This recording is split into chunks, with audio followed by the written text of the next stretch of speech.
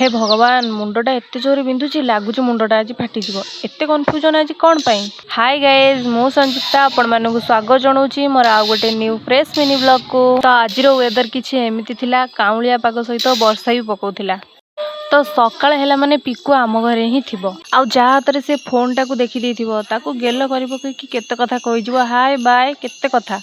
पिकु सांगरे टिके गेल कि मु बस पड़थली खाइबा पई। हमर आज सकाळे हेतिला रुटी आउ सुजी हलुआ खाई देकी मु पळैथली पाठ पढिबा पई।